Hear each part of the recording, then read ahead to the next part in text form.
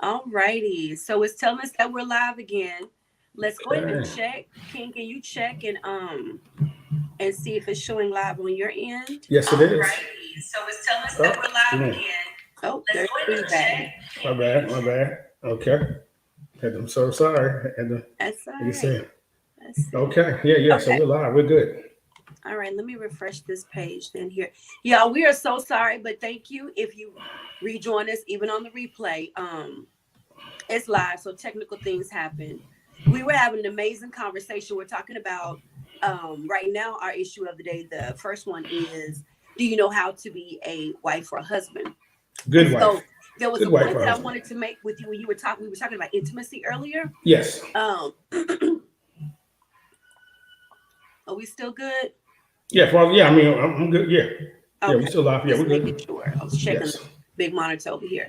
Okay. When it comes to intimacy, when you have those moments where somebody is disconnected during the sex, um, a lot of the times that disconnect comes because there's no intimacy prior to, Exactly. right? There's Mm-hmm. been no communication. We're not Right. talking. If we are talking, it's just about, is there enough bread at the house? We're talking about bills. Maybe we've been arguing. Maybe there's tension. Maybe Mm-hmm. we have not been spending time together. Right. So the expectation is when it's time to have sex, everybody better be ready to perform. Mm-hmm. But intimacy is so important to a lot of people, especially when it comes to a lot of women. I'm not going to say all. When it comes to a lot of women, but what I've learned from my guy friends, excuse my dog, what I've heard from my guy friends and from the males in my family as well, is intimacy is just as important to them. They want to feel wanted too. Yeah, definitely. So if there is not that part that comes before the physical just becomes physical. Yeah, exactly. There is no emotion. Yeah. There's no passion in it. So when it comes to that, from a male's point of view, do you agree or disagree, or what are your views on intimacy before the physicality? I totally agree. I mean, because if you don't have no emotion in that, you don't feel it. It's like oh well, we're going through the motions. That's When it. it comes, you go It's to the section. robotic. Yeah, exactly. Like, okay, let's get this over with. I mean, and it gets to a point where it gets numb, and then you really don't want to do it. I mean, some men get the emotion where that's not benefiting me. Yeah. Really. I mean, we can't get this right on a level. What I'm saying, on a passionate level, a vibe, a connection. If we can't get that like that, I mean, what do you think the sex gonna be like? Exactly. It's not going to be nothing in it, so it's going to get where waste my you're going to have that waste my time. Then it's not going to be good. It's not going to even fulfill anything. It's an obligation, right? And, I mean, you feel that, but it's not even an obligation. It's not even fulfilling. No. Let me tell you what I'm talking about. I've had some men that I know that have said, because the wives are not interested, and sometimes it has some things to do with hormones. But those wives will say, "Well, he doesn't do this and that. We don't spend time together." So she's doing it because it's her obligation, and she'll say, "Well, I'm your wife," and he's like, "I don't. That's okay." Definitely. We get like that. It's also getting flipped around too. The woman, otherwise, the exact same way. Go ahead. Right? No, like you said, she feels like, hey. You know what you're supposed to do. He like really, but I mean, like you said, it's that diverse attitude that makes you feel like really, we don't have this connection, but this connection really. Right. So I definitely understand that part right there. Yeah.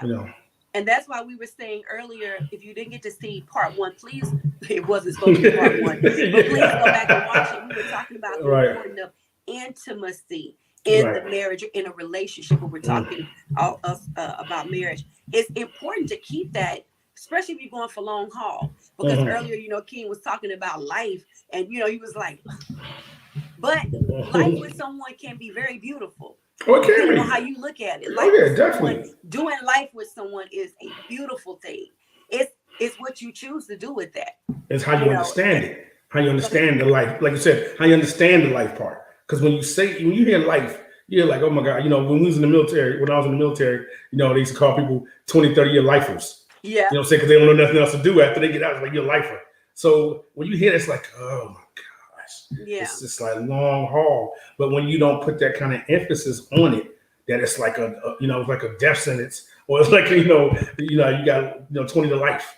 You know what I'm saying? When you hear that kind of jail, you feel like, oh my goodness, really? But when you don't look at it that way, before you know it, you done did 5. You done did 10. You done did 20. And that's an everyday thing that you want to make good. You know what I'm saying? You want to make it exhilarating. You want to make it exciting. So you can't look at. I mean, that's what that's what you signed up for, to be, in a relationship for the rest of your life. You want to make it exciting. You want to make it something to look forward to. Yeah. Not that that's just oh my God. How they say it, all ball and chain. Like you don't want it to feel like that. You really don't. So and so keeping it. Well, you just said something. It goes back to how you view it, how you see it in your intentions, like we were talking about earlier.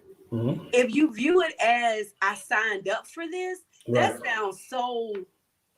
sounds horrible to me. I would hate to say, well, I signed up for this. Right. I would like to hear you say, I'm committed to this. Mm-hmm. I committed myself to this. And if we work at it, and I want to talk about that word work. Some people are so afraid of that word work.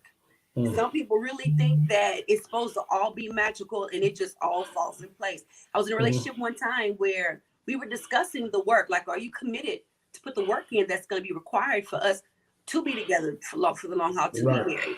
And he said, it doesn't take that much work. I don't believe it takes all that. I believe if it's love there, then we got it. Mm-hmm. The actuality of it is it takes work, because I may love you every day, but you may do something on Tuesday. Well, I don't like you Tuesday night. Mm-hmm. Mm-hmm.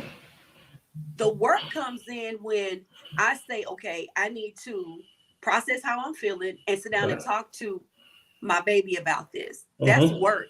A lot of times we don't want to do that. I'd rather just hold it to myself. Right. I walk around with my attitude, and that is no good, because that makes it worse. That's real. I mean, my thing is, I wasn't gonna say nothing about you rolling your eyes like that, but go ahead. I'm sorry, but I mean, I guess because I feel it where if you don't converse, it just, like you said, it just builds up and it makes it worse. So then you're not talking. Yeah. You know what I'm saying? 2 days, 3 days. I mean, that's nowhere to live, especially in a marriage.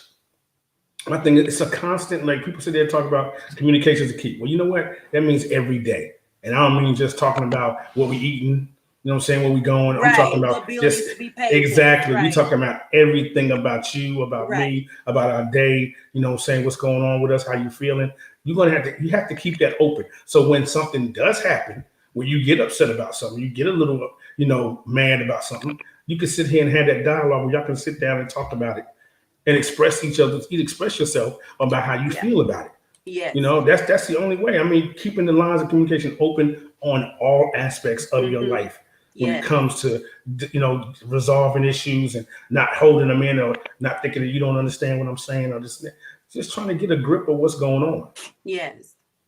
We got to reshare this new live, so please do that too, if you don't mind. Yes. And anybody that's watching the replay, because we had to come back and do this part because we got knocked off on the last one. So y'all, please don't forget to share. Let's go ahead and do that real quick. Mm-hmm. So let's talk about communication. We've thrown that around a couple of times. Mm-hmm. Communication to you means what? As a husband, as a man, as king, what does communication mean to you? Communication means always talking about something. Just always keeping that open ear. You know what I'm saying? To listen, to talk, to always ask you how your day is, just to keep that line of anything that needs to be talked about, anything that needs to be said. Yeah. I'm here to listen. Yeah. You know what I'm saying? So that's, to me, communication, just always understanding what's needs to be said, what needs to be done, never thinking that you have to not say anything and be quiet about it. Let me know. Right. That's my understanding of communication. Right.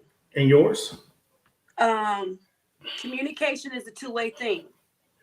Communication is listening as well as talking. Mm-hmm. And you have to do more listening than talking sometimes. Communication is processing. Communication is mirroring what I'm hearing, because sometimes we hear it, we interpret it, we receive it a little bit different than the person's intention that's doing it. Exactly. Communication is the willingness to keep your defenses down, because sometimes I may have to say something to you that is not going to sound as flattering, but we need to talk about it. Now, that does not give me right and justification to be stank.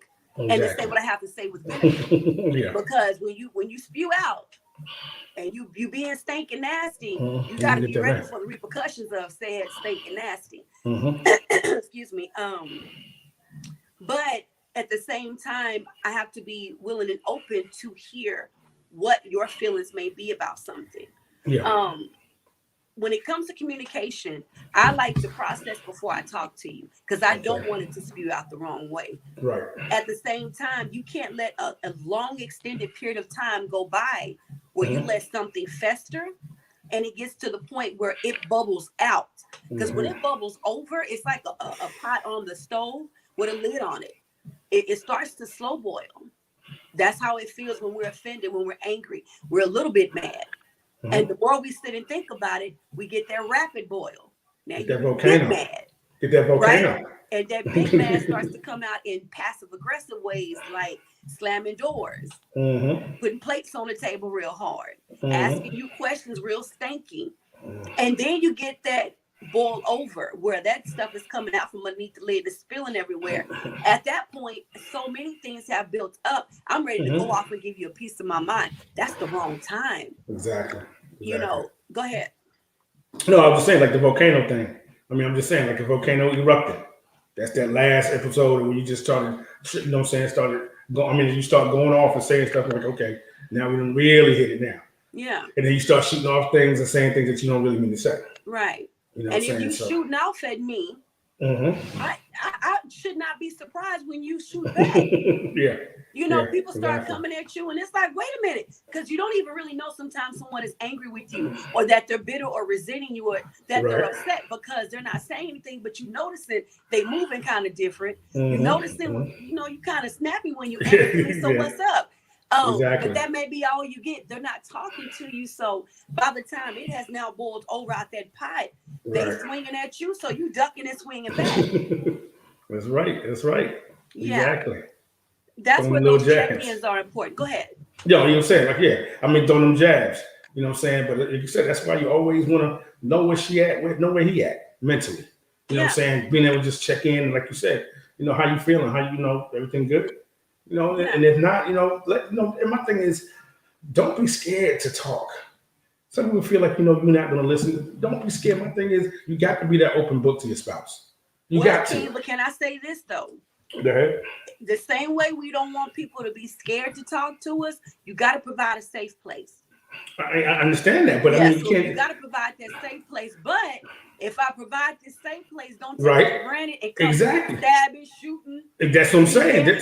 If I'm coming at you with an open mind, an open heart, and saying, hey, let's sit down and really, and regardless of what's in your mind, if you do say something that rubs the wrong way, I'm not going to take it and go right back at you. Because I'm like you said, I gave you this open space and gave you a safe place. So that's the only way you're going to be able to resolve an issue is to sit down and put it out there on the table. Yeah. So I don't have a problem with that. My thing is I've learned over the years to understand listening, understand your feelings, your thoughts. Yeah. I mean, sometimes I would sit there and you can sit there and say everything on your mind. Like, you know what? Why are you wasting my time sitting here talking to me? Because I am not paying attention to you.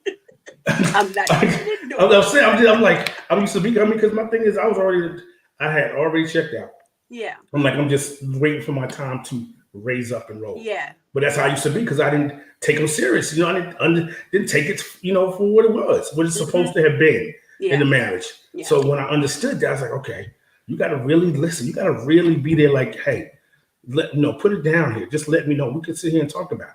Yeah. You know what I'm saying? My thing is growing up and getting into a marriage made me understand that I've never been a person to get in my feelings. I can be a little, what's the word? Not salty. What's the word I want to say? You can be a little salty. Anyway, maybe so that too. I'm going to keep it real. I can be salty too. What's the word I'm looking for though? When I can, what's the word I'm looking for? I can be, I can't think of it. It's like when you, it'll come to me. It'll come to me. But I mean, my thing is, I'm not the person that will sit here and not understand what you're trying to say to me. I will listen. I've gotten to that point in my life that I will listen, regardless. You know what I'm saying? We can try to work it out. Petty. That's what I'm saying. I can be petty at times. Mm-hmm. Yeah, I can be petty at times. Mm-hmm. But I mean, I still will understand and listen. You know what I'm saying? I'll take it and rub it on my shoulder and feel some kind of way a little bit with the pettiness. But overall, I want things to be at a calmness. I want them to be at a smooth level that we can relate to each other and be able to like laugh it off and just move forward. Right. I mean, because life is too short to sit here and stress. Right. You know what I'm saying? When you understand that stress can kill you, I mean, can you understand that something that you can build up because of how you feel and the frustration can actually cause you to have a stroke, have a heart attack without somebody putting too much, exactly. Without none of those, I'm just saying, without none of those regular ones that can do it. Yeah. And because you're stressing on something that you're holding in, something that you feel you can't talk about or they don't want to listen or just, I mean, that's nowhere to live. Yeah. So if I feel I can get that out, or we can get that out and sit there and come to a agreement and come to some common ground, why not do that? Yeah. Before you sit here and just lose it and just trip, and then there you go. Okay. And right then you check yourself out because you don't even want to deal with the hassle. You don't want to go to like, okay, I'm done. You know what I'm saying? Next thing you know, you're just there. And then next thing you know, so I mean, it's a lot of things to this being a good husband, being a spouse, but understanding what it all takes. And if you're willing to put in the work, like you said, and then too, putting in the time. That's it. You're putting in the time. Putting in work is one part. But putting in that time, that's the thing, because sometimes the conversation can run. You know what I'm saying? They can run. I ain't talking no 10, 15, 20 minutes. Let's talk about spring cleaning love. Okay. So a lot of people do what's called spring cleaning. Okay. One real good thorough cleaning the home once a year, springtime. Throw away old stuff, clean, scrub windows, all of that. So when you do that, at that point, all you're doing is maintaining the clean, right? Yeah. Okay, so with our relationships, with our marriages, and we're constantly doing the things that we're supposed to do, that when it's time for the work, it's not such a huge job. Exactly. Tidying up. Yeah, because if you're going 5 years without working on something like the communication, the understanding, the intimacy, somebody not, willing to work and help with the bills, whatever it is, one counseling session is not going to fix it. Not at all. I'm sorry is not going to fix it. Not at all. If you keep tackling things, and maybe spring cleaning wasn't a good example for what I'm about to say. Forget that one. Okay. Keep tackling it all the time. Spend that intimate time. Communicate, talk, work on stuff. Then you're not trying to knock down huge mountains when you can take care of it when it's just a little molehill, it's just a little anthill, it's just a little bump, it's just a little rock. It's your level of commitment. What was your agreement to getting married? What was the future goal? Where were y'all going to go in your relationship? Exactly. Those are things that you keep fighting for. You know what I mean? You don't just fight to be right. I want to say this before we go on to our last issue of the day. Okay. Do you want to be right or do you want to love? That's it. Sometimes you are absolutely right in the argument, in the situation. You're absolutely right. But sometimes you have to ask yourself, do I want to keep trying to prove that I'm right? Or do I want to love? And put that question on the table when y'all are in the middle of it, can't find a common ground. You know what? Do we want to be right now? Do we want to love? Or as my godparents would say, what are we even arguing about? Because we started off with what the issue was. Now we're arguing about something else. Exactly. Exactly. It does change. It does change. And then it's that pride thing too. With men, it's a pride thing. You know what I'm saying? I don't know about women when it comes to, you done said something, it was right, but yet you got to sit there and defend on what you're saying. Like, okay, you know what? If you can understand that, if you can understand not letting your pride get in the way of just saying, okay, and let's keep it moving, then you definitely have made you definitely made a good move. Yeah. And, sometimes you got to do that, you know what I'm saying? Just for the sake of the marriage, to understand that things do happen where you're not going to always get it like that. It's not going to always go, not that it ain't going your way, but if okay, I know what I'm talking about. But you know what? They don't see it that way. So you know what? It's easier to just let it go. Yeah. You know what I'm saying? It's not just you, man. It's not just the kids. Oh, no, that's what I'm saying. Like that too. Exactly. Sometimes let's just lay our crowns down and call it a truce, a real truce, and love. Stop in that moment and just hug each other. Stop in the moment, just say, I'm sorry. All right. Any last words you want to have on that one before we move on to our last one? No, basically, fellas, women, ladies, like being a good spouse. I mean, put your all into it. That's all I can tell you. Put your all into it. If you want to be a good spouse, understand what being a good spouse is. We ain't talking about being a good man, a good woman, a good spouse, because that's totally different roles. Them are two different roles. And when you become a husband, become a wife, become a spouse, there's a lot more responsibility than you think. So, if you know somebody, and always use that old wisdom. I got uncles and aunts, been married over 50 years. And I told them, I said, I always wanted to join the 50 club.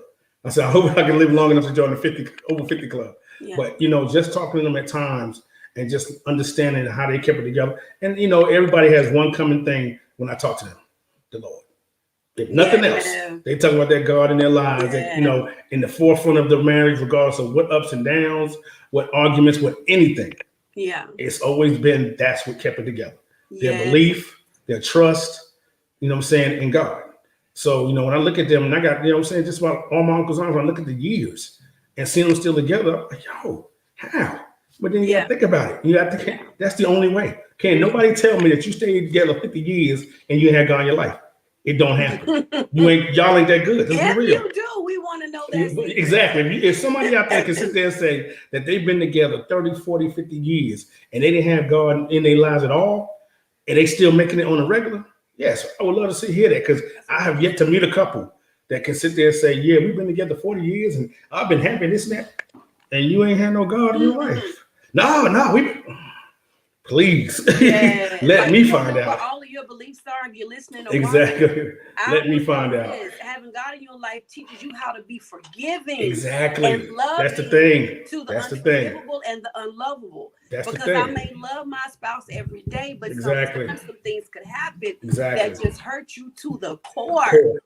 And if you don't have that love for God that He has for you, and you can't put it in somebody else, ain't no way you can tell me you can still achieve and keep it moving.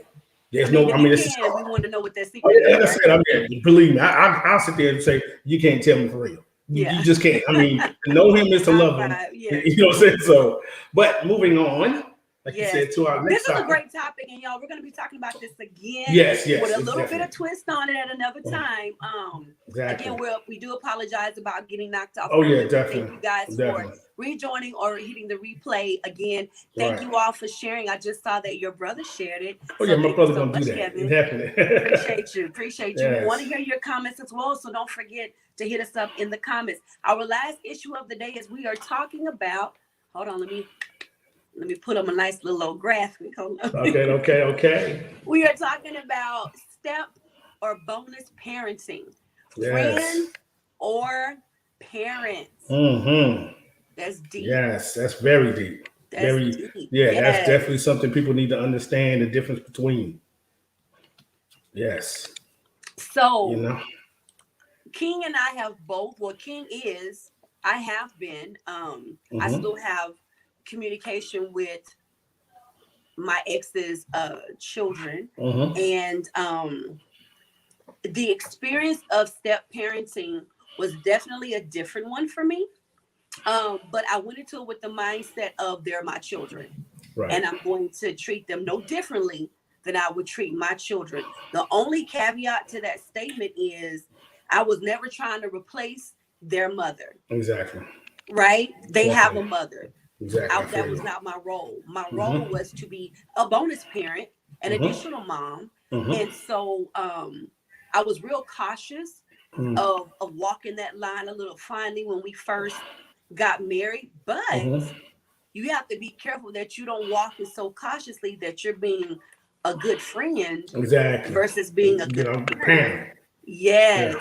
So what has been your experience? I know as long as I've known you, you have never referred to your daughter as your stepdaughter. No. But as her bonus daddy, as her father, what was your experience at the beginning? Okay. First, I've gotten my understanding of being a step parent, or as I call it today, a bonus parent, through my dad. When my dad got married to my stepmom, rest her soul, she passed away about 2 years ago. Yeah. She had 2 kids. So they became my stepsisters and brothers. My dad never made a difference between them. He never, between us and them. It was always all his kids. That's just how he was been. So I've understood that and I've learned that. So when I came in contact where I became a step pops, a bonus father with with my wife's daughter. Yes. Believe me, I tell y'all, it was not a easy picnic. Tell us about it. Tell us a couple of I think basic I don't want to call it issues. My experience with this with coming in. Basically, what it was is, my daughter father, after her mom and him divorced, when he cut his wife off, he cut her off. So it was like that relationship, that connection that she had with him was no longer there. It was not on a regular like it should have been. And so when I stepped in the picture, and between that time, she thought it was just going to be her and her mother. So when I came in the picture, it was like first that I was trying, the regular tradition, you trying to take my father's place type thing. You know what I'm saying? Which never was a fact. Never was a point. Never trying to come in, if anything, be that father figure that I can, guide you, help you to move forward and understanding how you're supposed to be treated, how men are supposed to view you, that type of thing. Yes. But then outside of that, it was you taking my mother away. So it was that situation. So it was an incident that happened one time. And when it all came out, it was like, it got so heated that I was going to leave. And then when my wife asked her, do you want him to leave? She said no. So I knew then it was becoming something that, okay, he left. I don't know if you know how you get tested. You're pushing me to see how much I can take. And if I raise up too. Right. And that's how I looked at it. And so my psychological mindset of understanding it was, they tried to break you in the military. This kid is not going to break you. You know what I'm saying? When you go to basic training, drill sergeant trying to break you, and stuff like that, trying to see how hard you are, how tough you are. Yeah. I mixed it with that, and that's what I gathered. Like, I think she's trying to break me. I said, ain't no kid gonna break me. You know what I'm saying? So that was the attitude. That's the attitude I had, and it worked. Yeah, it worked. She loves me. I love my daughter. That's why. No, you will never hear me say my stepdaughter ever. Yes. Never say that. I love her like my daughter. Heard you say that. No, and I won't say it. I think about how much I love her as my daughter because me and anybody knows me now, I have no biological kids. You know what I'm saying? So that's something I never got to feel when I was growing up and going through. It's like, in the beginning, it was like, where sometimes I had those thoughts that when mine had, when there's some other thoughts, like I look at brothers talking about crying about child support and stuff. And I'd be like, oh man, fellas, y'all jacked up on that. Yeah. I don't know what to say, but you get to a point still when you go to those parks, when you go to those, you see those little gatherings or different types of parties or whatever. You see those parents with their kids, and you see that love, you see that connection. You're like, yo, I want that. When the son or when the daughter, biological, you wanted that. Yeah. But then I hate with May. I didn't get to grow up with her. I didn't get her at that 7 or 8. That's I got her when she was 12, 13. Yeah. So pretty much, besides taking her to dance. Level with the yeah, exactly. Taking her to dance and doing stuff like that. That was after the fact. I wanted to be doing some little things with her and go some stuff. So, but I mean, she's getting ready to graduate college and I'm so proud of her. Try to spend time. I told her, can I come up there? She's like, I don't know about all that. So she can say, me spending time with her up in Chapel Hill. Oh no. You can't, you can't have with, come take your lunch. But anyway, it was a challenge, but it was one that I would do again for her. Anybody else, I don't know. I tell anybody that's now you talking about putting in work. Right. When you have one that pushes against you, right? Because they they trying to show you that can you really without knowing that can you stand, can you be around, can you handle all this? And I'm like, it was challenging. Yeah. But I rose to the occasion and I'm here and she loves me and it's all good. So, that pushback is important to understand. And let me know on your end, King, if you're still showing us live. I've been checking while you were talking. Right. I think it's still good. Okay. Yeah. Okay. You can still hear me, so we're good. Yeah, we're good. The pushback for the parent, the bonus parent that's coming in, you have to understand it's really not towards you. It's the whole situation that their child is going through. Definitely something that I was reminded of years and years ago is we expect children to process their feelings the way somebody grown would do it. Think about yourself. As a grown person, you struggle in processing change. As a grown person, you struggle with processing your feelings and how to express them, but you expect the child to be real grown. You are putting that child with a whole new parent in the home. That's a new relationship, and they're still dealing with whatever broke you and the original parent up. And the way that biological, the way the biological parent may have done things may be polar opposite of the way you do things. Right. And if they still have a relationship with their biological parent, they have the parent that's in the home, the biological parent that's not, and then a bonus parent. That's a lot to deal with. For real. So the pushback is not toward you. It's about this whole entire chain. Situation. If you go in bullying, if you go in like, what was it, Sergeant Payne? Oh, yeah, Major Payne. Major Payne. If you go in there like Major Payne, you will get a lot of pushback. Yeah. Even if you go in loving and trying to give a bunch of gifts, you may still get pushback because they don't know how to process. But there's this level of loyalty that they feel that they have to have toward the biological parent that's not there, especially if that biological parent can't stand the new one coming in or can't stand the parent that's still there. So that's a lot for them to sort through. And if we as the adults can just get into that understanding, it may make that road to building a relationship with their child much easier. Exactly. Yeah. So yeah, I definitely agree with you there because I had that situation and I just stuck with it. I didn't believe me. It was times where I was like, you know what? I ain't got to do it. I ain't got to put with this. I ain't got to deal with this. I mean, because that's how you feel as not having any children at all. And like, really? But then you understand. You look at the situation, like you said. You analyze the situation, and you can only imagine what she's going through as a young lady, at that young girl dealing with no dad. And we already know dad set up that whole outlook of that woman's life moving forward, dealing with men. So you don't have that. And, saying your mom's a single parent, and you hear about this, and so you're trying to, like you said, you're trying to process all this, and here's this man coming in, but mind you, never mistreat you, never send them back. So you're trying to understand, why is this man treating me better than my dad is? Right. So you're dealing with that issue right there. So when he really shows you, and y'all come to that, when y'all bump them heads to the point where he's really here for the long haul. He's really being genuine. And that's what, what really, gave me the confidence to say, you know what, because I love your mother and I know I can love you, I'm going to stand here. I mean, I'm going to take this abuse. I mean, it was points, it was so bad one time, she didn't want me in the house. Yeah. Yeah, so it's been that type of, like, I'm sitting in the car talking to your mom, and y'all got a whole place right here, and she know what we in because of her feelings. But, I had to understand until she can feel comfortable and understand the process that I'm here for both of y'all. Right. Not just your mother, for you as well. And you really comprehend that. That's when it starts playing the part where maybe he is. And then you start letting that guard down and you start seeing, yes, he was. Yeah, because they will test you. Oh, yes. The older they are, they will test you. And honestly, I don't think there's anything wrong with it. They want to know if you really do love the parent. But it's two things I want to bring up. The first one is this, because you brought up a good question when you said it kind of got hard when you was like, do I even want to deal with this? I don't have to deal with this. Right. When you're in the dating process or the engagement process, that is when you need to make those decisions. Exactly. Because it is a fair question to ask yourself. And it's fair of me to ask any man coming into my life, because I have two sons. They're now adults now.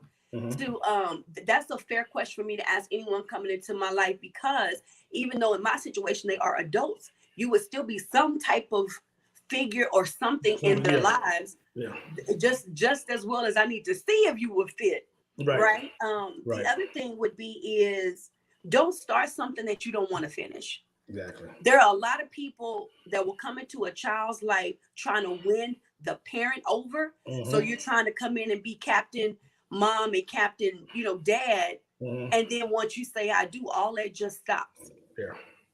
The other thing, the other flip part of that would be is the step parent that comes in and only has the relationship with the person that they married. You don't care nothing about the kids. If they don't ever come out their room and speak to you, you're fine. Okay. You're fine. Yeah. Right. But you expect that child to give you respect and to honor you. And you're not doing anything to show that relationship, that connection. Yes, exactly. What do you think about any of those? What would you like to? Yeah, definitely. I mean, like you said about the, having that relationship, because it's got to be a point where as a man, as the father figure, as the husband, that you Mm-hmm. got to reach out to them to let them know, hey, I'm here for you. Mm-hmm. Okay, I'm not just your mama's wife. I mean, husband. I'm not just your mama's boyfriend. You know what I'm saying? This is a family thing. You Right. know, y'all a package deal. So I want to get to know you just as well as the relationship I got with her. Yeah. So you got to sit that out there so they understand the interact, and you got to always try, because sometimes they're gonna blow you up. I ain't got time for you. They just want to see. They want to see, especially young ladies. Yeah. You know, guys can be. I think it can be even hard because I haven't had a relationship with the woman. Oh, my sons were hard. That's what I'm saying. So I know I can imagine. Yeah. I can imagine boys, but you know, with a young lady, it's like just that whole thing. That, you know, what not I guess not to the point where what can you teach me? Well, except, but as a young lady, as you grow up, you start to see if I'm involved. You start to see the kind of advice I can give you, which I gave my advice from a male point of view because I used to do it for my cousins.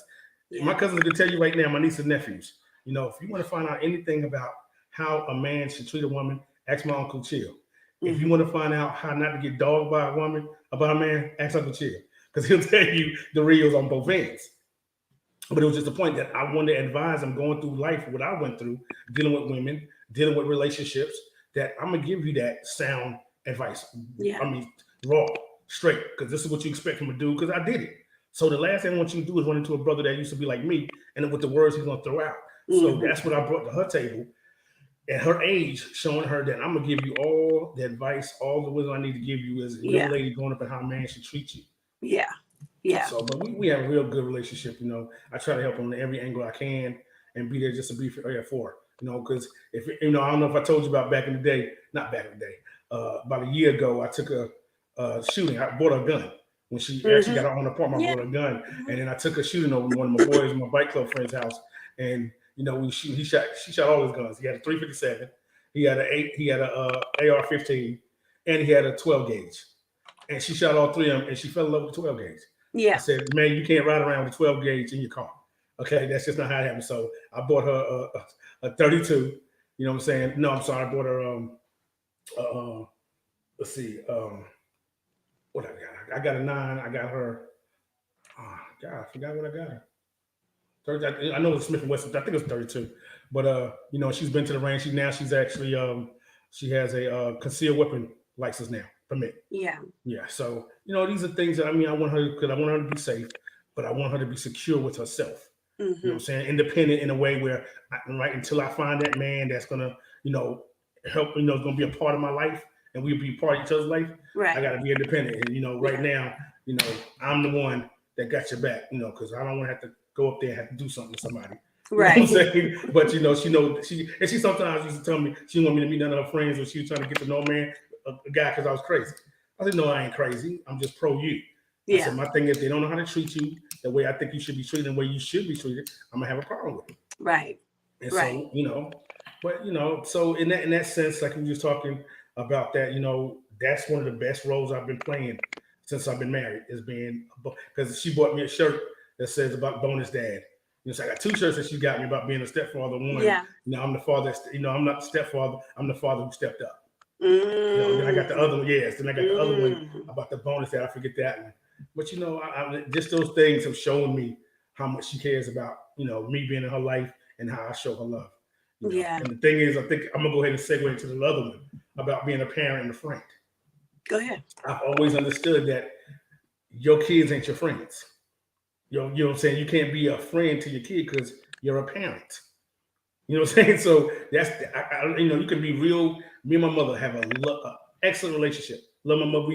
We get along. Me and my mother watch TV so much at times when we get, you know, my brother, we can sit there and recite, you know, state, you know, how you lines in the movie.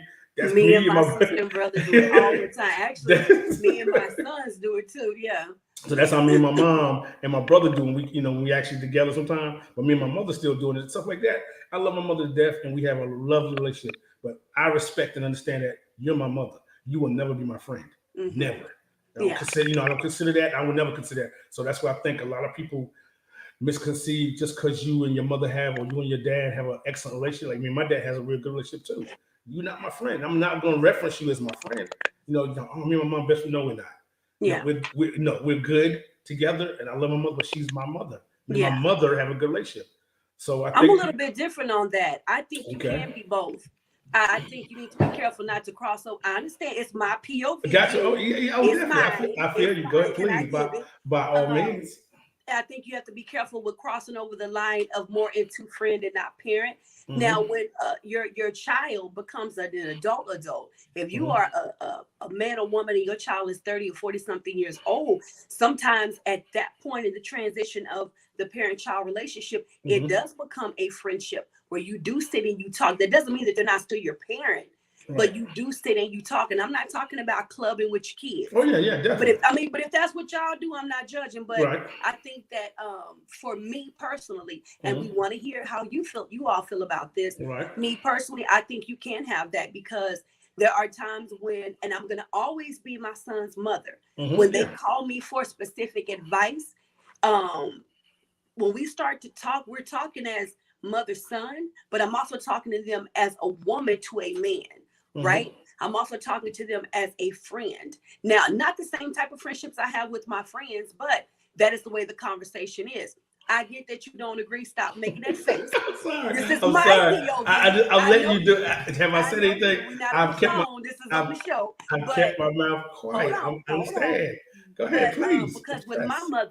with my mother and I have a mother-daughter relationship. Mm-hmm. But there are some times when I'm talking to a friend. I Mm-hmm. need to hear from a friend. I need to hear from another woman about a situation because my mama can give me advice from a woman mother Mm-hmm. parent experience, but sometimes I need to get into your experience, that stuff that you try to hide because you're a parent. Mm-hmm. I need to hear from a woman, and I'm talking to you about it. So I think that there can be both. I do believe that you can cross over sometimes more into the friend than the Mm-hmm. parent, in the aspect that you're trying to win the child's love or affection by being a friend, being Mm-hmm.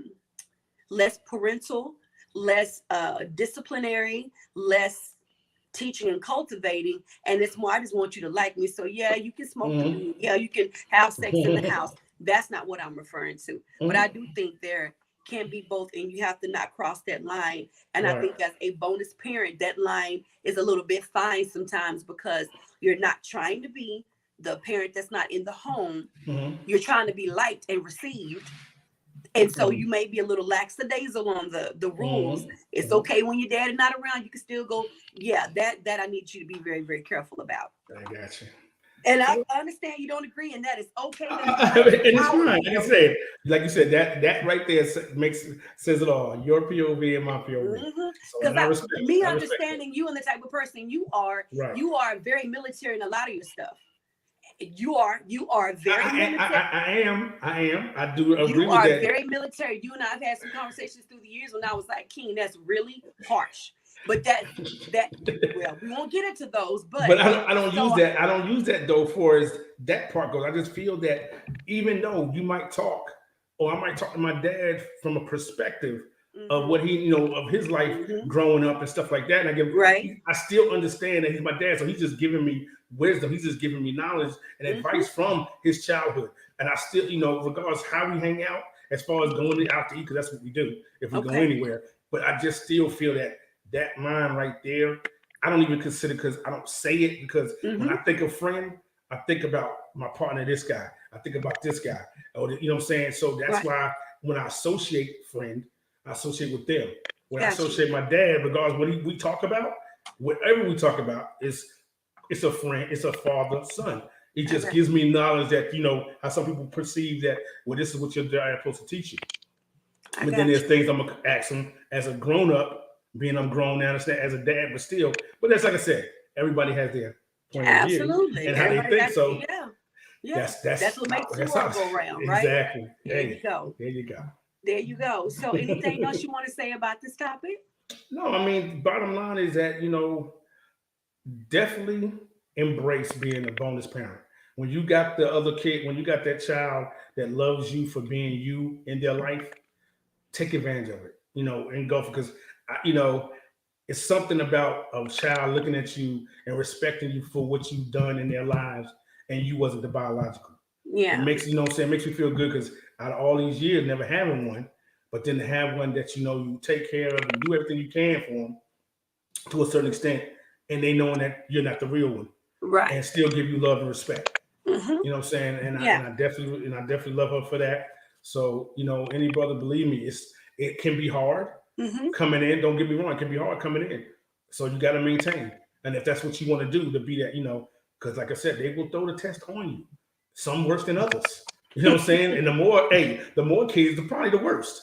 Because Mm-hmm. you got two or Yeah, three because coming with at you. one it may be super Yeah, easy, and the other one exactly. is yeah. So it's definitely one of those things. It's a challenge, but if you're up to the challenge and you're there for the long haul, for everybody involved, it can be definitely rewarding. Like Yeah. in my life, it's been rewarding, and I wouldn't take nothing for it. I learned a lot during that process. I learned a whole lot Yeah. about being a parent. Even though I was never a parent, but taking on those parent responsibilities, I learned a lot. So Yeah. I encourage anybody, if you're in it, it's not as hard as you think. Just show Yeah. that love, show that respect, and show them that you can be there for them. And that's all that you want to do is be there for them. You're not taking no place of nobody. You just want to be that person in their life. Yeah. So, And it doesn't have to all happen in one day. oh yeah, Let it build organically. Let it be natural. yes, yeah. That's the only way Um, it can work. You got to let it work naturally over the course of the time that you're together. Yeah, you can't rush none of that. Definitely. So, yeah. all Well, right, Nick, you're closing. actually, it's your closing. You always close us out Oh no, before no, I I close. thought you were going to give a Before I last. close us out, that I was my last word on this. got you. Okay.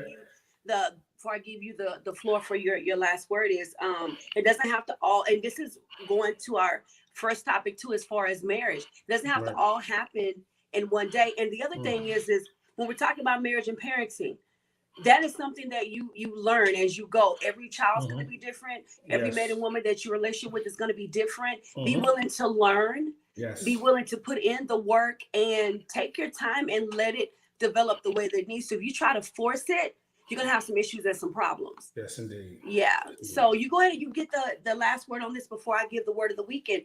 We're going Okay. to close out. So again, like I just said, everybody, being a good spouse takes work, takes effort, takes time, but you can definitely reach that goal. You know what I'm saying? If you put your time into it, you put your strength, everything that you can think about being that person, that if you feel that you're a good man, a good woman, then just escalate it a hundredfold and become a good spouse when you take on that role. Because like I said, being a good person is part of life. Being a good spouse is a special position. Because when you take on that wife or you take on that husband, you taking on responsibility of loving them for the rest of their life, being there for them for the rest of their life, protecting them. So that's a role. That's a whole different manual. It's Praying different. for them, Exactly. I mean, covering that them. Yes. anything. So that manual is totally different. But if you're willing to put in the time, it'll definitely work. And like I said again about the bonus parent, step parent, hey, give it your all. You know what I'm saying? Especially coming from a brother that don't have any biological. So it's not like I had kids, they got grown, and I took on the responsibility of having a family. I never had one in the beginning. All I had my nieces and nephews. And some of my cousins that's been younger than me that I helped out. I had a cousin that I stayed with that had kids that I helped with hers, and another cousin the same way. So I've always been a father figure to them, and they look at me like that. So I've had practice and understanding, but when you take on the responsibility of having your own and being more involved like that, it's a little bit challenged, but it was something that I was willing to do. I'm like Nick always throw at me, talking about the soldier part of me. That's that perseverance. That's that structure and and discipline in me. But it worked. It worked out. And I had to soften up a little bit because she's a girl. So and I love her to death. So I will bend. Believe me, she's known that. I've bent a lot for her, and I don't have a problem doing that. But just to say, y'all, put forth the effort. You know what I'm saying? If you want to do it, please put your all into it. And with that being said, I love y'all. Y'all have a lovely week, and I'm turning over to Nick. All righty. So if you all enjoyed this episode, please share, heart, and let us know by commenting below. And have you liked us on Facebook yet? Have you? If you have not, what are you waiting for? What is your problem? Yes, We would yes. love it if you guys would join us. Also, We lost you, Nick. can you hear me? There you go. We just lost him. Go ahead. You just came back.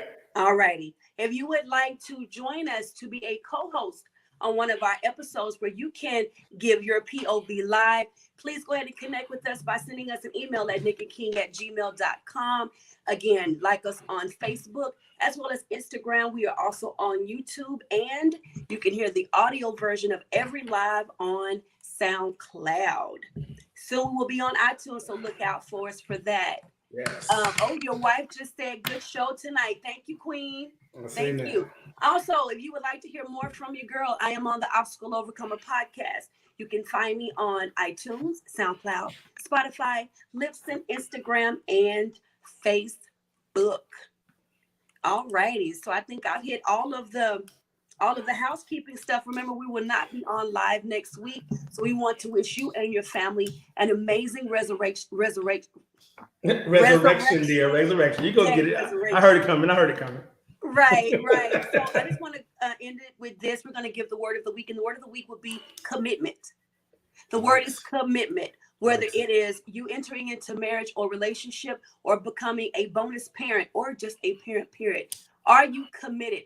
Find out what your motives and your intentions are and commit to those. Also, you got to be bendable. You have to be bendable, because the way you see a thing may not be the way that it's right, the way that will work, or the way that is right for the other person. So be bendable. And the last thing I want to leave you with is this. Do you want to be right, or do you want to love? We love you guys so much. Thank you, kings and queens, for watching. Yes. Thank have you a all good so one. much for watching. And have a good week. We'll see. Go ahead. I said, have a good week. We love you. Absolutely. We'll see you the week after next week. And as always, kings and queens, keep reigning. It won't take us out. There we go. Yeah.